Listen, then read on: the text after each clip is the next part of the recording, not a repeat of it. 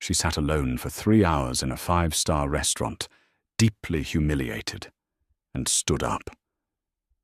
But when the heavy mahogany doors suddenly deadbolted and the city's most ruthless syndicate boss slid into the booth opposite her, she realized her blind date hadn't ghosted her.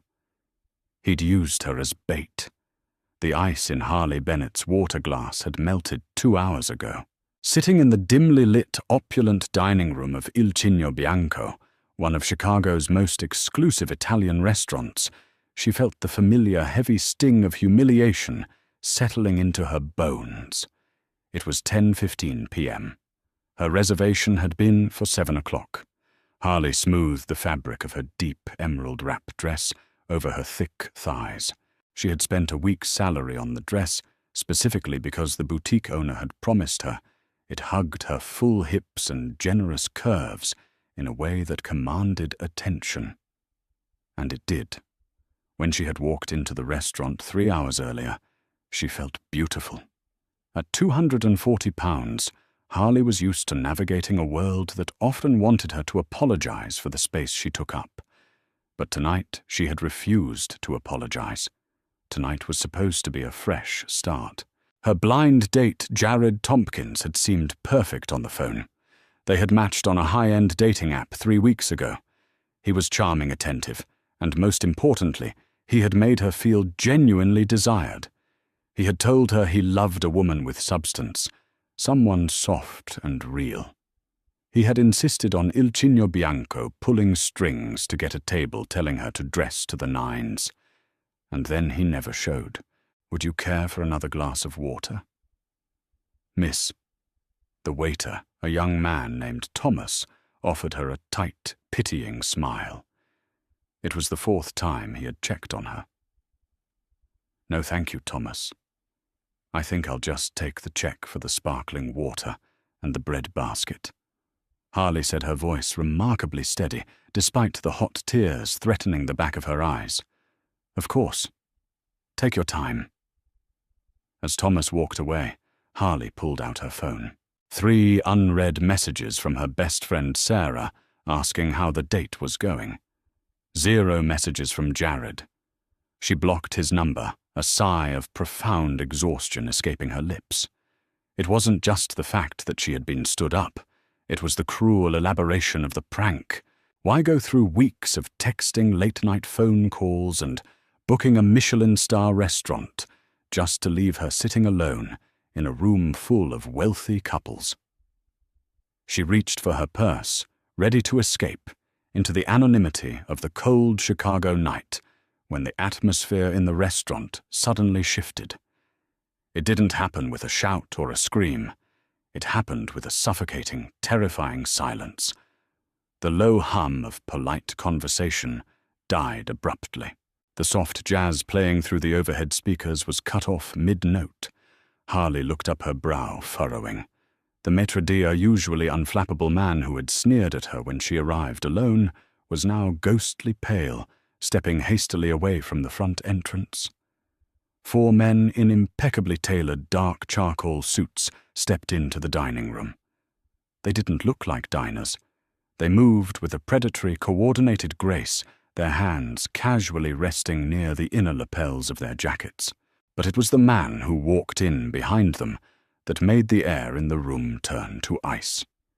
He was tall, broad-shouldered, and possessed a dark, lethal elegance that commanded absolute obedience. His midnight black hair was swept back, and his sharp, aristocratic jawline looked like it had been carved from marble. He wasn't just handsome, he was terrifying. There was a cold, dead calm in his piercing grey eyes as he swept his gaze across the room. Harley recognized him instantly, though she had never seen him in person. Anyone who read the local news or understood the unspoken hierarchy of the city knew who he was. Cassian Moretti. He was the head of the Moretti Syndicate, a ruthless empire built on blood gambling and shipping lanes. He was a ghost to the authorities, a man who evaded every federal indictment with a chilling smile and a trail of missing witnesses. "Ladies and gentlemen, One of Cassian's men announced his voice, carrying effortlessly across the silent room. The restaurant is now closed for a private event. You will leave your meals. You will leave through the kitchen exit. You will not look back. Panic erupted, but it was a muffled, terrified panic. Chairs scraped against the hardwood floors as wealthy socialites and businessmen scrambled to their feet, practically tripping over themselves, to rush toward the swinging kitchen doors. Nobody asked for their check. Nobody complained about their unfinished lobster ravioli. The sheer presence of Cassian Moretti standing near the entrance was enough to guarantee absolute compliance. Harley remained frozen in her booth. Her heart hammered against her ribs like a trapped bird. She told her legs to move to stand up and join the fleeing herd, but sheer terror had paralyzed her. Within 90 seconds, the bustling restaurant was completely empty, save for the heavily armed men, the trembling waitstaff huddled in the corner, and Harley. Cassian raised a hand, a subtle, sharp flick of his wrist. The heavy oak front doors swung shut. A heavy metal deadbolt slid into place with a loud final clack. Cassian finally moved. His polished leather shoes made no sound on the floor as he bypassed the empty tables, walking straight toward the back corner, straight toward Harley. She gripped the edge of the table, her knuckles turning white. She tried to make herself small, wishing her vibrant green dress didn't stand out so loudly against the muted tones of the restaurant. Cassian stopped at her table. Up close, the sheer physical dominance of the man was overwhelming. He smelled of expensive bergamot dark espresso and something sharp and metallic that Harley instinctively recognized as danger. He looked down at her, his grey eyes calculating, taking in her terrified face, her trembling hands, and the empty chair across from her. Without asking for permission, the city's most dangerous man slid into the leather booth, sitting in the exact spot Jared was supposed to occupy. "You must be the accountant," Cassian said, his voice a low, gravelly baritone that sent a shiver down Harley's spine. Harley blinked, her panic momentarily short-circuiting. What? The accountant?" Cassian repeated, slowly leaning forward. He reached out his large, calloused hand, lightly tracing the rim of Jared's empty water glass. "Though I admit you don't look like a woman who spends her life hiding numbers for thieves. Tell me, where is Jared Tompkins?" The name dropped like a lead weight between them. Jared Tompkins. Harley's mind spun violently. "Jared!" She croaked out her voice, barely above a whisper. You know Jared." Cassian tilted his head, a dark, humorless smile playing on his lips.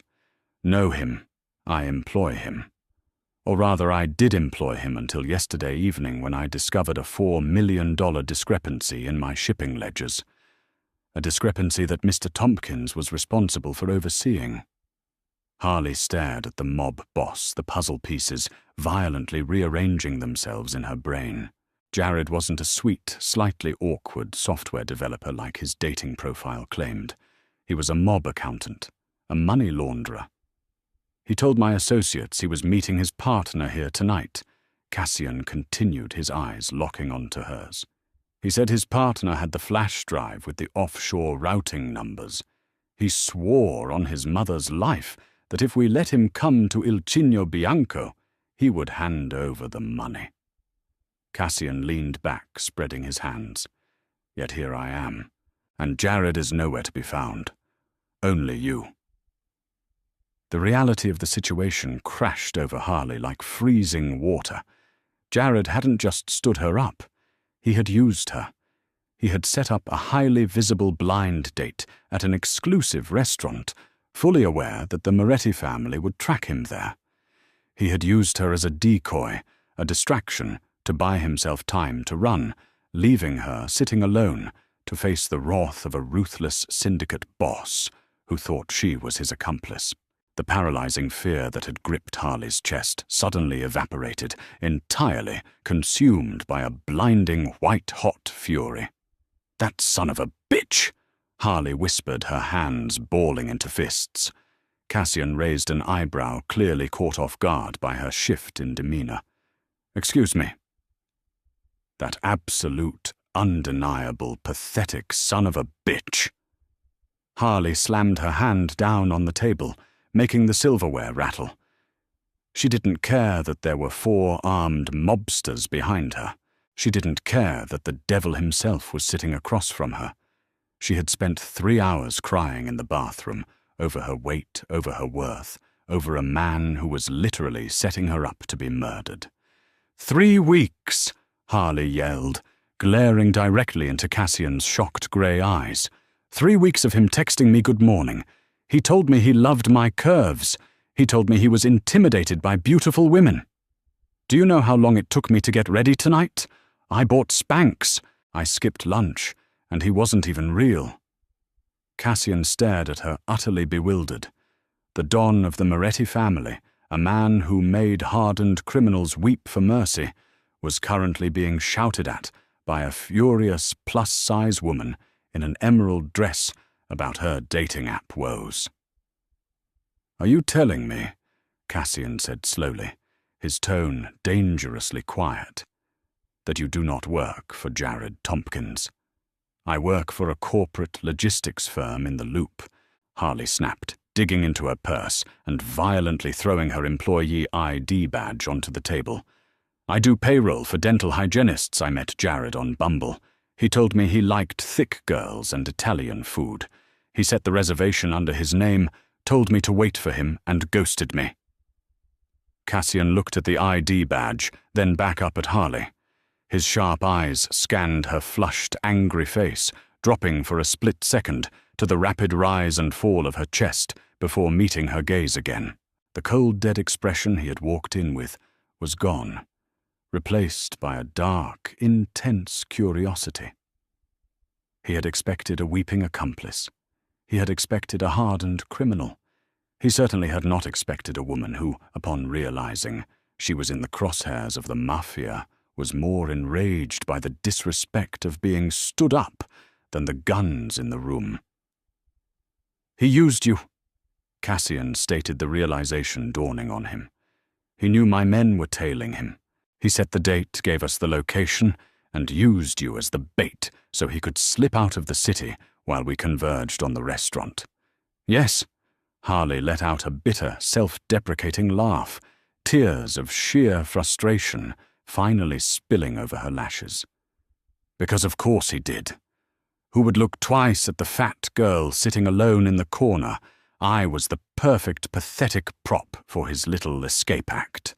She aggressively wiped a tear from her cheek, ruining her perfectly applied, winged eyeliner. So there you have it, Mr. Moretti. I don't have your $4 million. I just have a maxed-out credit card from buying this stupid dress. If you're going to kill me, just get it over with. It'll probably hurt less than going back on Tinder. Silence stretched across the table. Behind Cassian, one of his lieutenants, a scarred man named Enzo, stepped forward. Boss, she's a civilian. A dead end. We should scrub the cameras and get back to hunting Tompkins. Cassian didn't look at his lieutenant.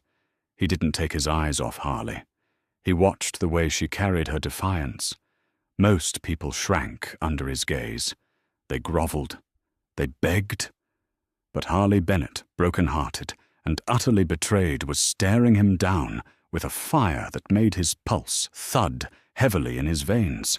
He looked at the soft, generous curve of her jaw, the fiery flush on her cheeks, and the way her dress clung to her full, unapologetic figure. She thought she was invisible.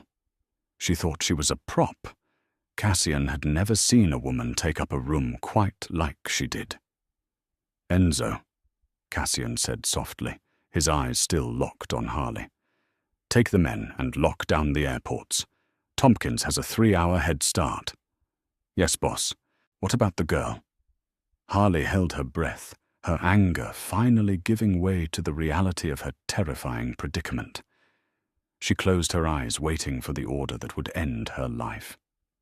Instead, She heard the heavy scrape of leather against the floor. Harley opened her eyes. Cassian was standing up. He reached down, his large fingers gently but firmly wrapping around her wrist. His touch was burning hot against her cold skin. "The girl comes with me," Cassian said, his voice echoing with absolute authority. Harley panicked, trying to yank her hand away, but his grip was like iron. "What? No, you just said yourself. I have nothing to do with this. I told you everything I know. Let me go home." "You cannot go home, Gatina," Cassian said, his tone entirely unreasonable, yet dangerously smooth. "Jared Tompkins stole from me. He embarrassed my family. And he tied you to this mess the second he made you his alibi. If my rivals find out he used you, they will assume you know where the money is. You are a target." "I can call the police," Harley protested, her voice rising in pitch as he pulled her out of the booth. She stumbled against him, her soft curves colliding with the hard, muscular wall of his chest. Cassian looked down at her, his lips brushing dangerously close to her ear. "The police work for me," he whispered. "You have two choices, Harley. You walk out that door alone and hope the men Jared owes money to don't find you before morning. Or you come with me, and I guarantee you will never be afraid or overlooked again." Harley stared up at him, her chest heaving. "Why are you doing this?" she breathed. "I'm nobody. I'm just collateral damage." Cassian's hand moved from her wrist, his thumb gently tracing the line of her jaw, wiping away a stray tear. His eyes darkened with a sudden, possessive hunger that made Harley's breath hitch. "You were his bait," Cassian murmured, his gaze dropping to her lips. "But you're my prize." He snapped his fingers, and the heavy deadbolts on the front doors were thrown open by his men. "You're mine now," Cassian declared, leaving no room for argument as he guided her out into the dark.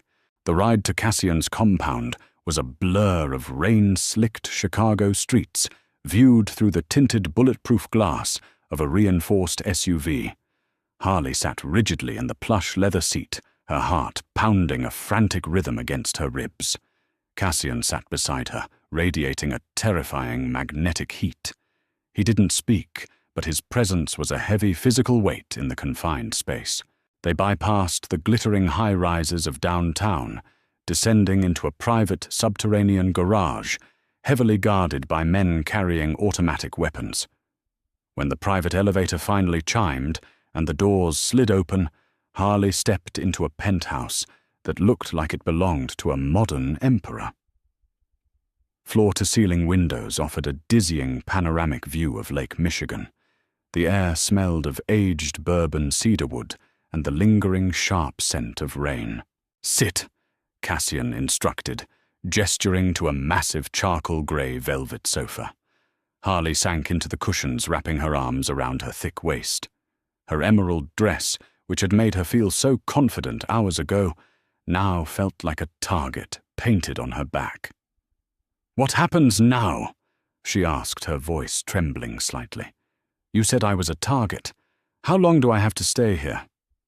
Cassian walked to a crystal decanter, pouring 2 glasses of amber liquid. "Until Jared Tompkins is dead, and until I have my $4 million back." He walked over, handing her a glass. His knuckles briefly brushed against hers, sending a jolt of electricity up her arm. "Drink. It will settle your nerves." Harley took a sip. The bourbon burned its way down her throat, settling as a warm knot in her stomach. Cassian took the armchair opposite her, his grey eyes mapping every inch of her face, dropping to the full curve of her hips, pressing against the velvet. "You are still shivering," he observed softly. "Are you afraid of me, Harley? You locked me in a restaurant with armed men and dragged me to a mafia stronghold." Harley shot back, her natural defiance briefly overriding her fear. "Yes, Cassian, I am absolutely terrified of you." A genuine dark chuckle rumbled in his chest. "Good. Fear is a survival instinct. But you don't need it here. No one in this building will touch a hair on your head. You have my word." Before Harley could process that, the elevator doors opened, and Enzo strode into the room, holding an encrypted tablet. His scarred face was grim. "Boss, we hit a dead end. Tompkins didn't go to O'Hare or Midway. We checked the train stations, the bus depots. He's completely vanished. Worse, the Gallagher syndicate is moving their men into the south side. We think Tompkins sold the offshore routing codes to Liam Gallagher to buy protection." Cassian's jaw clenched, a dangerous muscle ticking in his cheek. "If the Gallaghers get those codes, they empty my accounts. Find him, Enzo. Tear up every floorboard in the city." "There's a problem," Enzo said heavily. "Our tech guys scoured Tompkins' apartment. His hard drives were wiped clean with a military-grade magnet. He didn't take a flash drive with him. The perimeter cameras confirm he left the building empty-handed. He didn't have the codes on him when he went on the run." Cassian stood up, pacing the length of the Persian rug. "Then where the hell are the routing codes?" Harley frowned, staring down at her bourbon glass. Her mind raced back over the last 3 weeks of texts, phone calls, and digital flirting. Jared had been obsessive about his phone, and then a jarring memory struck her. "Wait," Harley whispered, setting her glass down on the glass coffee table with a sharp clink. Both men turned to look at her. "What is it?" Cassian demanded, crossing the room to stand over her. Harley dug into her purse and pulled out her phone. "At 6:30 tonight, right before I left for the restaurant, Jared sent me a text. He said he had a surprise for me, a special digital menu for Il Cigno Bianco that the chef only gave to VIPs. He told me to download the file and keep it open on my phone so the maitre d' would know to seat me." She unlocked her screen, her hands shaking as she opened her messages. She found the text tapping the attachment. It was a massive file labeled Il Cigno _menu _encrypted.dat. "I tried to open it in the cab, but it just crashed my phone," Harley explained, looking up at Cassian. "I thought it was just a glitch. But he was so insistent. He texted me 3 times asking if it was downloaded." Enzo swore violently in Italian. Cassian's eyes widened slightly, a look of profound, chilling realization washing over his aristocratic features. He didn't take the phone from her hands. Instead, he leaned down, bracing his hands on the armrests of her sofa, caging her in. His face was inches from hers. "He didn't just use you as bait, Harley." Cassian murmured, his voice thick with a lethal combination of rage and awe. "He used you as a mule. He knew my men were watching his digital footprint. He couldn't email the codes to the Gallaghers, and he couldn't carry a physical drive without risking a search, so he embedded the entire financial ledger of my syndicate into a fake file and stored it on the phone of a woman he met on Bumble." Harley felt sick. The sheer, calculated cruelty of it was staggering. Jared had weaponized her trust. Cassian turned to his lieutenant. "Enzo, get the extraction team up here, now." As Enzo rushed to the elevator, Cassian looked back at Harley. The coldness in his eyes had entirely vanished, replaced by a scorching, possessive fire. He reached out his thumb, gently tracing her lower lip. "You brought the thief's treasure right through my front door," Cassian whispered, his voice dark and heavy with promise. "You are magnificent." It took Cassian's technicians less than 20 minutes to decrypt the file on Harley's phone. It was all there, the routing numbers, the Shell Corporation registries, and the $4 million safely secured behind a firewall. Cassian had his empire back. But Harley wasn't finished. At 2 a.m., her phone buzzed against the glass coffee table. The caller ID was restricted, but she knew who it was. She looked at Cassian, who gave her a slow, deliberate nod. Harley answered, putting the phone on speaker. "Harley." Jared's voice crackled through the speaker. He sounded out of breath, panicked and desperate. Harley, thank God. Are you okay? Where are you? Harley dug her fingernails into her palms, channeling every ounce of humiliation she had felt sitting alone in that restaurant. I'm at home, Jared. The police came to the restaurant. They evacuated everyone. What the hell is going on? You stood me up.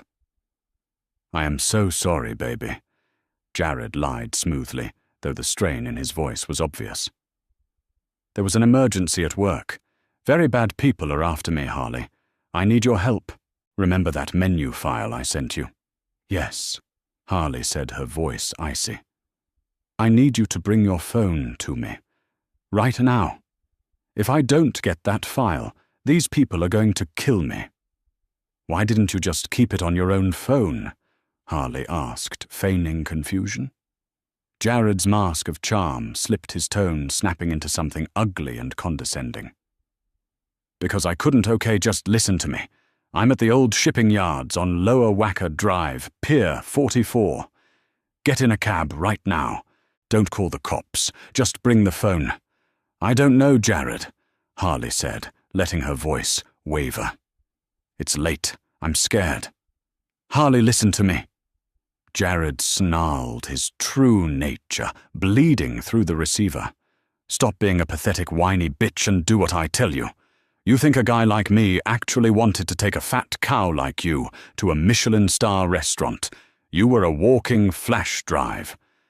Now bring it to me, or I swear to God I will find you and make you regret it. Silence hung heavy in the penthouse. Harley didn't cry. The pain was entirely eclipsed by rage. Before she could speak, Cassian reached down and ended the call. His face was a mask of absolute terrifying calm. The air in the room dropped 10 degrees. He didn't shout. He didn't break anything. But the look in his grey eyes promised a violence so profound it made Harley's breath hitch. Enzo, Cassian said quietly. Load the weapons. An hour later, the black SUV rolled to a silent halt near the damp concrete expanse of Pier 44. The air tasted of salt diesel and rotting timber. Fog rolled off the Chicago River, obscuring the towering cargo containers. Harley stepped out of the vehicle. She was still wearing the emerald wrap dress, but Cassian had draped his heavy cashmere overcoat over her shoulders to keep out the biting cold. It smelled of him, making her feel untouchable. Walk toward the pier, Cassian murmured, pressing a warm hand against the small of her back. I will be right behind you. I will not let him touch you. Harley nodded, her heels clicking softly against the wet pavement. She walked into the fog, her heart steady. She wasn't the victim anymore. Harley. Jared stepped out from behind a rusted shipping container. He looked terrible. His expensive suit was wrinkled, his hair was a mess, and he held a cheap black pistol with trembling hands. Give me the phone. Now. Harley stopped 10 feet away. She didn't reach into her purse. She just stared at him, taking in the pathetic, shivering man who had made her feel so small just hours ago. You're a coward, Jared. Shut up! Jared aimed the gun at her chest. Throw the phone on the ground, you stupid cow. The Gallaghers are going to be here in 5 minutes. The Gallaghers aren't coming. A dark, resonant voice echoed through the damp air. Jared froze, the blood completely draining from his face. From the thick fog behind Harley, Cassian Moretti stepped into the dim glow of the halogen streetlights. He looked like the Grim Reaper in a tailored suit. Behind him, Enzo and a dozen heavily armed men fanned out their weapons trained directly on Jared. Jared dropped his gun instantly, his knees buckling. He hit the wet concrete, sobbing. Mr. Moretti. Boss, please. I can explain. It was the Gallaghers, they forced me. Cassian didn't look at Jared. He walked up beside Harley, placing his large hand protectively, possessively on the curve of her waist. He pulled her flush against his side, letting Jared see exactly where the power lay. You disrespected my family, Tompkins, Cassian said, his voice carrying over the sound of the crashing water. You stole from my syndicate. But worst of all, you insulted my woman. Jared stared in absolute horror at Cassian's hand resting on Harley's hip. Your woman. Harley, Cassian said softly, looking down at her completely, ignoring the weeping man on the ground. Does he live or does he die? Harley looked at Jared, the man who had mocked her body, used her trust and threatened her life. She felt the heavy, comforting weight of Cassian's arm around her. She wasn't just a prop anymore. She was the one holding the gavel. Take out the trash, Harley said coldly. Cassian smiled, a predatory, beautiful thing. He kissed the top of her head. Enzo, put him in the river. As Jared's screams faded into the night, dragged away into the darkness by Cassian's men, silence returned to the pier. Cassian turned Harley fully toward him, his hands sliding up to cup her face. The cold wind whipped her hair, but she felt entirely warm. He was wrong, you know, Cassian whispered, his thumbs stroking her cheekbones. His eyes dropped to her lips, burning with a fierce, undeniable hunger. You are not a prop. You are a queen. My queen. And I am going to spend the rest of my life proving it to you. He leaned down, capturing her lips in a kiss that tasted of danger power and absolute devotion. Harley kissed him back, gripping his lapels, finally stepping out of the shadows and into the empire she was always meant to rule.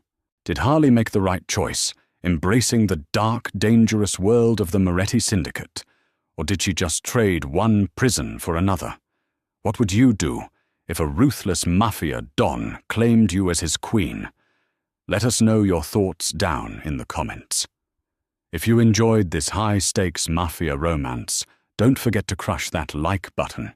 Share this story with your friends and subscribe to the channel for more dramatic storytelling.